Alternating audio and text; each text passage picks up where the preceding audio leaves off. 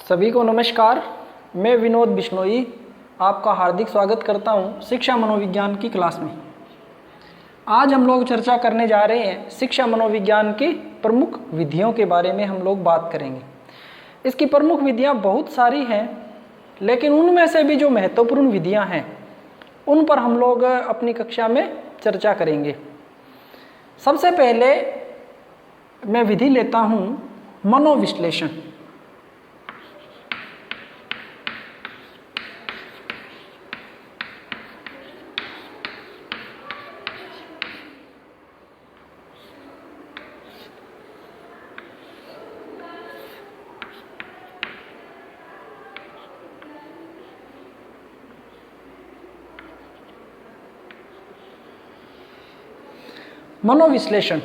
मनोविश्लेषण विधि जो है इसके प्रवर्तक फ्राइड माने जाते हैं।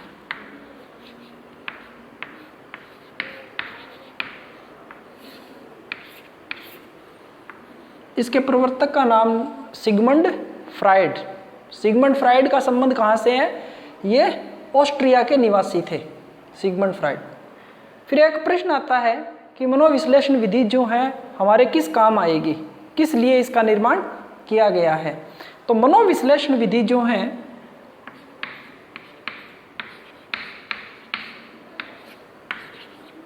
मन के विकारों व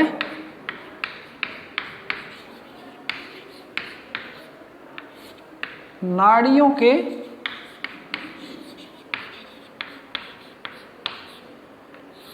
विकारों से संबंधित विधि है। मन व नाड़ियों के विकारों को जानने के लिए जिस विधि का हम उपयोग करते हैं वो विधि कौन सी है? मनोविश्लेषण विधि। हम इस विधि के द्वारा बालक या व्यक्ति के जो मन है उसका विश्लेषण करते हैं, साइको एनालिसिस किया जाता है और उसी के आधार पर उसके विकारों से संबंधित जितने भी कारण हैं और फिर उससे संबंधित जितने भी उपाय एक अध्यापक अपने स्टूडेंट को बता सकता है, उन सभी के बारे में मनोविश्लेषण विधि जो है वो कारगर होती है और अच्छा सुझाव देकर उनके विकारों को दूर करने में ये अपनी महत्वपूर्ण भूमिका का निर्वहन करती है। फिर से बात कर रहा हूँ, मनोविश्लेषण विधि दी किसने है? फ्राइड ने दी है। किस लिए काम आती है? सीधा सा नाम लिखा हुआ है मन विश्लेषण। तो मन का विश्लेषण करने के लिए, इससे संबंधित समस्याओं को जानकर उनको दूर करने में जो सहयोग करता है वो करता है मनोविश्लेषण। अब हम बात कर रहे हैं मनोविश्लेषण जो विधि है, इस विधि के कुछ सिद्धांत हैं।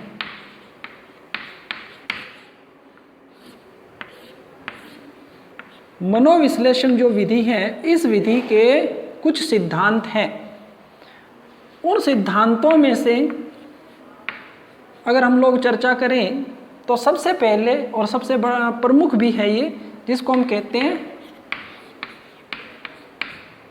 चेतना के स्तर। चेतना के स्तर, चेतना के स्तर में मन के 3 भागों को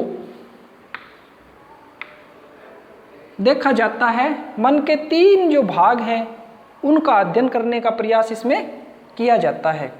इसको कई बार मनोरचना भी बोल देते हैं, जैसे मन की रचना। तो इसमें माना जाता है कि चेतना के स्तर में मन, अगर हम बात करें तो चेतन,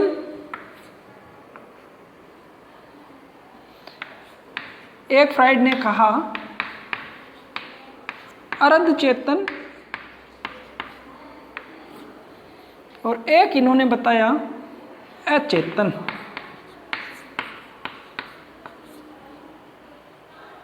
सिद्धांतों में सबसे पहले हम बात कर रहे हैं चेतना के स्तर। चेतना में 3 प्रकार की चेतना, 3 प्रकार के मन, इसको हम बोल सकते हैं चेतन मन, अर्धचेतन मन, अचेतन मन। तो चेतना के 3 स्तर हैं। फ्राइड ने ये देखा कि जब व्यक्ति किसी कार्य को करता है उस समय वो चेतन अवस्था में है, उसको पता है कि मैं क्या कर रहा हूं, वो उस समय चेतन अवस्था में है, तो उस चेतन अवस्था का संबंध चेतना से है। अर्धचेतन मन, अर्धचेतन मन कुछ विशेष मानसिक शक्तियों का उपयोग करके किसी भी विचार को अपने मस्तिष्क में चेतना के पटल तक लेके आना, ये जो काम करता है ये करता है अर्धचेतन मन। और अगर हम बात करें अचेतन मन, अचेतन मन में फ्राइड ने बताया कि कितना भी प्रयास क्यों न किया जाए, व्यक्ति अपनी स्मृतियों को चेतना के पटल पर लेके नहीं आ सकता है। चेतना के स्तर में 3 स्तर जो काम कर रहे हैं, जो हमें आभास है, जिसको हम जानते हैं, हमें पता है, फ्राइड ने कहा वो चेतन है। जिसके बारे में हम कुछ मानसिक शक्तियों का उपयोग करके विचार को मस्तिष्क के चेतना के पटल पर लेके आ जाएं, वो स्थिति जो होती है अर्धचेतन। लेकिन अगर मानसिक शक्तियों का उपयोग करने के बाद में भी हम किसी बात को याद नहीं कर पाते हैं, चेतना के स्तर तक वो नहीं आ पाती हैं, उसका संबंध किससे बताया गया? अचेतन मन से। अब जब हम लोग पढ़ते हैं तो चेतन जो है इसका इन्होंने जो प्रतिशत बताया 10%, अचेतन का जो प्रतिशत बताया वो 90%। तो हम लोग देखते हैं कि 10% यहाँ चेतन में उन्होंने बताया और 90% अचेतन में बता दिया। अर्धचेतन में कोई प्रतिशत नहीं दिया, क्योंकि उन्होंने कहा अर्धचेतन इन दोनों के मध्य में है और एक परत के रूप में काम करता है। कई बार चेतन में और अचेतन में सामंजस्य स्थापित करने का जो कार्य करता है वो अर्धचेतन करता है। इस प्रकार चेतना में उन्होंने 3 प्रकार या 3 स्तर बताए, चेतन, अर्धचेतन और अचेतन। इसके बाद में आगे चलते हैं, एक और इन्होंने सिद्धांत दिया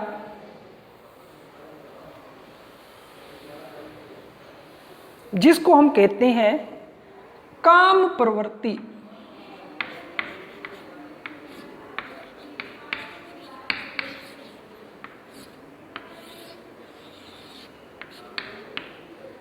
काम प्रवृत्ति, काम प्रवृत्ति जो है इसको बहुत महत्वपूर्ण माना फ्राइड ने।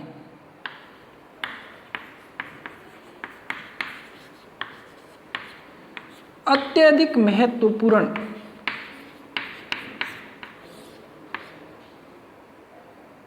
इन्होंने कहा कि व्यक्ति जितने भी काम करता है वो सारे के सारे काम प्रवृत्ति के कारण ही करता है। काम प्रवृत्ति के वशीभूत होकर ही वो कार्यों को करता है। अब काम प्रवृत्ति का मतलब यहां पर काम वासना जो है केवल वो नहीं है, काम वासना के अलावा भी प्रेम, स्नेह, भाईचारा जो हमें काम करने के लिए प्रेरित करते हैं। एक मां को पुत्र के प्रति जो मोह है, वात्सल्य का भाव, वो उनकी बच्चों की देखरेख करने के लिए उनको प्रेरित करती है। इसी प्रकार फ्राइड ने कहा कि काम प्रवृत्ति जो है प्रत्येक कार्य को करने के पीछे इस काम प्रवृत्ति की बड़ी महत्वपूर्ण भूमिका रहती है। तो ये एक सिद्धांत उन्होंने दिया था, काम प्रवृत्ति। इसके बाद में एक और महत्वपूर्ण सिद्धांत इन्होंने बताया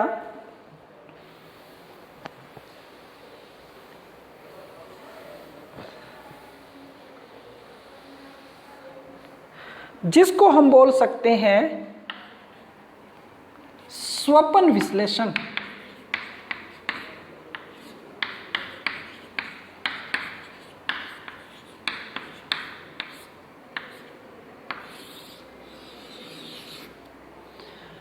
फ्राइड ने स्वप्न को लेकर बहुत सी बातें कही हैं। स्वप्न जो था उनके आधार पर किसी भी व्यक्ति के व्यक्तित्व का अध्ययन करना, उससे जुड़ी हुई उसकी समस्याओं का अध्ययन करना, ये जो फ्राइड का अध्ययन था उसमें ये शामिल था। फ्राइड इसको बड़ा महत्वपूर्ण मानते थे और फ्राइड के अनुसार व्यक्ति अच्छे स्वप्न भी देखता है और व्यक्ति बुरे स्वप्न भी देखता है। और जब हम स्वप्न देखते हैं तो वास्तव में हम उन घटनाओं को देख लेते हैं जो हमारे जीवन से जुड़ी हुई घटनाएं हैं। अब क्या होता है, इन्होंने कुछ प्रतीक बताए हैं, वो प्रतीक अलग अलग हैं, अलग अलग प्रकार के प्रतीक बताए हैं, उनसे मिलकर स्वप्न जो है उसका निर्माण होता है। हम कहीं जा रहे होते हैं, हमने किसी को देख लिया कि जी आप जा रहे हो घर से बाहर, मार्केट में जा रहे हो, आपने किसी कुत्ते को देख लिया, आपने किसी बिल्ली को देख लिया, आपने किसी अन्य व्यक्ति को देख लिया। तो अब क्या होता है, जब स्वप्न आता है तो फ्राइड के अनुसार वो सारी घटनाएं एक दूसरे से जुड़ जाती है और फिर वो हमें स्वप्न के रूप में दिखाई देती है। तो अब एक छोटे बच्चे पर बचपन में उसके साथ जो हम व्यवहार करते हैं वो उससे जुड़ जाते हैं और फिर उन्हीं घटनाओं को वो बार बार स्वप्न के रूप में देखता रहता है। इसलिए फ्राइड कहते हैं कि हम स्वप्न का विश्लेषण करके व्यक्ति के बारे में और व्यक्ति की समस्याओं के बारे में जानकारी प्राप्त कर सकते हैं।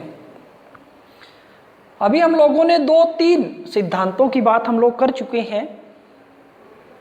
एक हम लोगों ने बात की थी चेतना का स्तर, एक हम लोगों ने बात की थी काम प्रवृत्ति की और एक हम लोगों ने बात की है स्वप्न विश्लेषण। इसके बाद में एक बड़ा अच्छा और महत्वपूर्ण सिद्धांत आता है व्यक्तित्व की धारणा।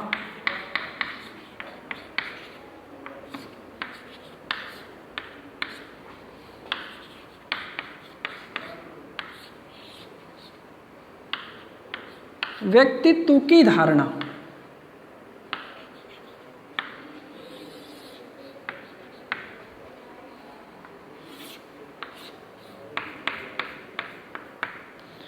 व्यक्तित्व की धारणा में भी जैसे हम लोगों ने बात की थी चेतना में चेतन, अर्धचेतन, अचेतन, मन को हमने विभाजित कर दिया था, उसी के अनुसार व्यक्तित्व की धारणा को भी 3 भागों में बांट दिया जाता है।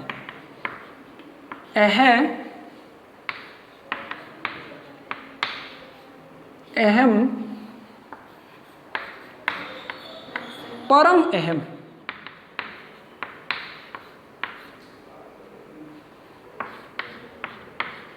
ईड,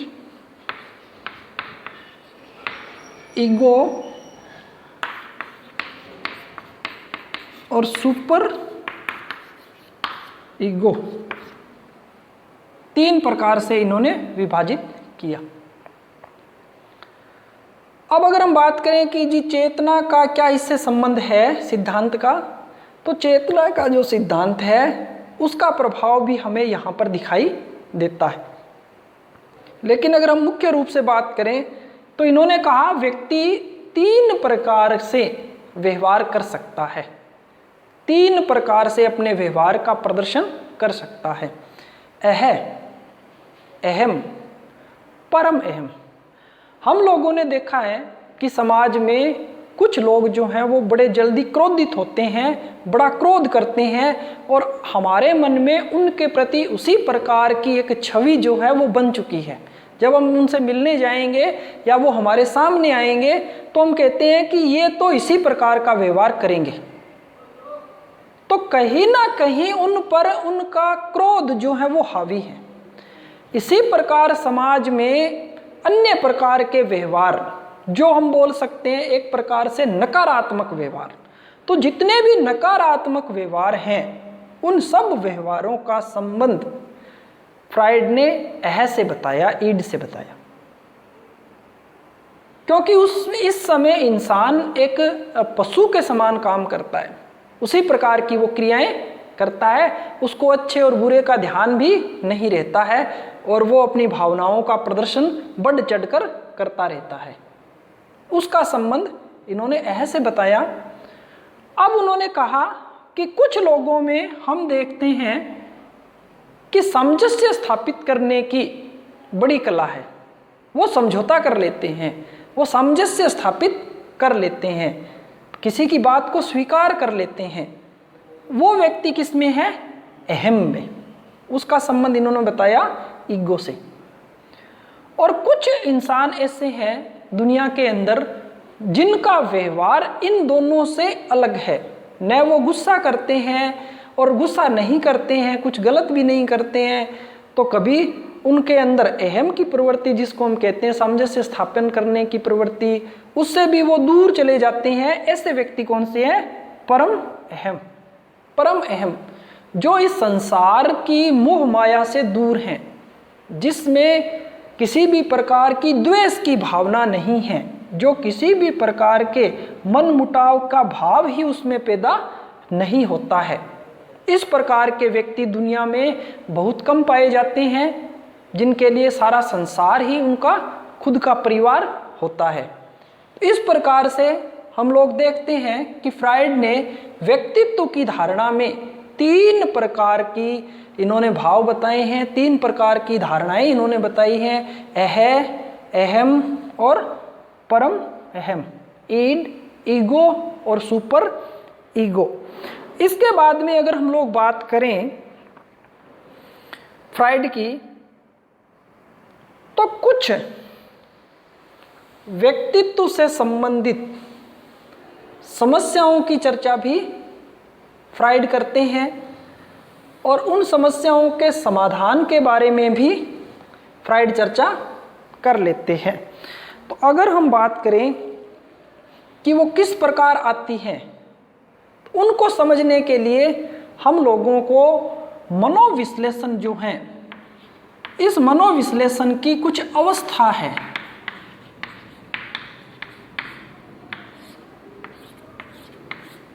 इन अवस्थाओं को जानना और समझना जरूरी है।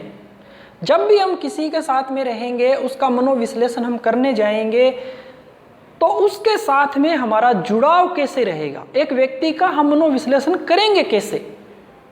तो फ्राइड ने कहा कि अनेक प्रकार की अवस्थाएं हम लोगों को उत्पन्न करनी पड़ेगी, फिर हम उसका मनोविश्लेषण कर पाएंगे। क्योंकि कोई भी इंसान उस समय तक अपने भावनाओं को हमारे सामने व्यक्त नहीं करेगा जब तक उसे हमारे ऊपर विश्वास नहीं है। तो इसकी अवस्थाओं की अगर हम बात करें, तो उन्होंने मुख्य रूप से 2-3 बातें इसमें बताई।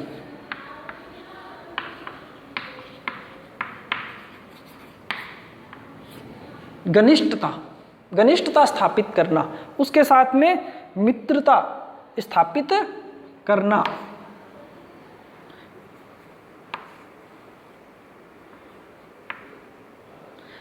ये घनिष्ठता धीरे धीरे मैत्रीपन में बदल जाती है। अत्यधिक मित्रता। और फिर एक अवस्था इन्होंने बताई थी, उसमें वो कहते हैं मित्रता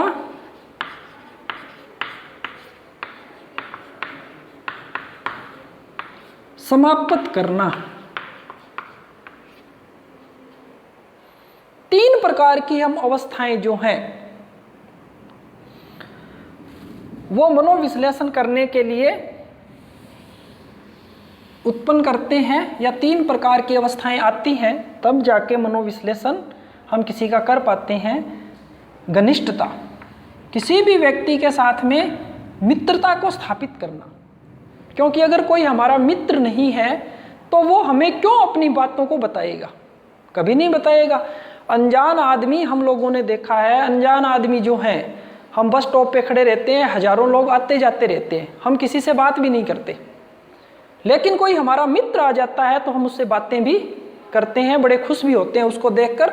तो ये कहते हैं कि सबसे पहले तो आप किसी का मनोविश्लेषण करना चाहते हैं तो उससे मित्रता को तो स्थापित कीजिए, व्यवहार तो अच्छा रखिए उसके साथ में। धीरे धीरे हम अच्छा व्यवहार करेंगे, उसके निकट जाएंगे तो हो सकता है वो हमें कुछ अच्छी बातें भी बताएगा। और जब मित्रता स्थापित हो जाती है तो फिर ये कहते हैं कि वो मित्रता बहुत लंबी चलती है। लंबी चलने का मतलब है वो अत्यधिक मित्रता में बदल जाता है, जिसको हम कहते हैं अत्यधिक मैत्रीपन। अत्यधिक मैत्रीपन, अत्यधिक मित्रता होना, जिसको हम कहते हैं ना कि वो तो मेरा बड़ा बेस्ट फ्रेंड है। कई बार विद्यार्थी बोल देते हैं कि जी वो तो, और सामान्य भाषा में कई बार कुछ ग्रामीण लोगों में या हम देखते हैं वो बोलते हैं वो तो मेरा लंगोटिया यार है। तो ये अत्यधिक मित्रता है, आप उसके साथ हमेशा रहता है। वो जो रोगी होता है वो व्यक्ति एक दूसरे के संपर्क में रहते हैं, मनोविश्लेषक और दोनों, बहुत ज़्यादा मित्रता हो जाती है। और जब प्रगाढ़ मित्रता होती है तो वो अपनी भावनाओं को उनके सामने आसानी से व्यक्त भी कर देता है। अंत में इन्होंने बताया कि मित्रता को समाप्त करना। अब ये बड़ा एक दुखद यहाँ पर हम बोल सकते हैं घटनाक्रम है। यहाँ तो आपने मित्र बना लिया, फिर आप उसके साथ रहे, अत्यधिक मित्रता आपने स्थापित कर ली है, लेकिन जब वो ठीक हो जाता है तो फ्राइड कहते हैं कि हमें उस अवस्था को जो पहले थी उन अवस्थाओं को अब समाप्त कर देना चाहिए। हमें उनको बताना चाहिए कि जी मेरा काम था आपकी जो समस्या है उसका समाधान करना और उसमें सहयोग करना।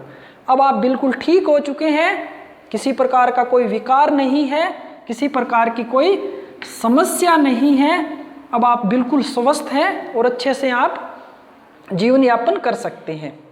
इसलिए अब मेरा काम खत्म हो गया है, आप अपने जीवन में सदैव खुश रहें, आगे बढ़ते रहें। ये बोलकर वो मनोविश्लेषक उसके साथ में जो उसने मित्रता स्थापित की थी वो मित्रता धीरे धीरे समाप्त कर देता है। इस प्रकार हम लोगों ने आज चर्चा की है कि शिक्षा मनोविज्ञान की जो विधियां हैं उन विधियों में एक प्रमुख विधि है मनोविश्लेषण विधि। मनोविश्लेषण विधि में मुख्य जो बातें थी उन पे हम लोगों ने चर्चा की है। बहुत ही संक्षिप्त में और बहुत ही सरल शब्दों में हमने इसको समझने का प्रयास किया कि मनोविश्लेषण विधि जो है वो किससे संबंधित हैं, इसके कौन कौन से सिद्धांत हैं, किस प्रकार से हम लोग मनोविश्लेषण करते हैं, तो किस प्रकार से करते हैं, किस प्रकार से उनकी अवस्थाएं जो हैं उसको उत्पन्न किया जा सकता है। इस प्रकार की चर्चा हम लोगों ने की है। मैं मानता हूँ आपके लिए ये बड़ा महत्वपूर्ण विषय है। मनोविश्लेषण को लेकर अगर हम बात करें तो बीएड में भी आता है और प्रतियोगी परीक्षाओं में भी इसका प्रश्न आता रहता है। आप लोग अच्छे से पढ़ाई कीजिए, वीडियो अच्छा लगे तो आप दूसरों के साथ में शेयर जरूर करेंगे, क्योंकि हमारा जो उद्देश्य है वो उद्देश्य ये है कि हर एक अच्छी जानकारी हमारे जितने भी साथी हैं उन तक पहुंचनी चाहिए। अगर हम अपनी बातों को उन तक पहुंचा देते हैं तो हमारी मेहनत भी जो है वो सार्थक हो जाएगी। तो फिर मिलते हैं एक नए वीडियो के साथ में, तब तक आप स्वस्थ रहिए, मस्त रहिए। जय हिंद, जय भारत।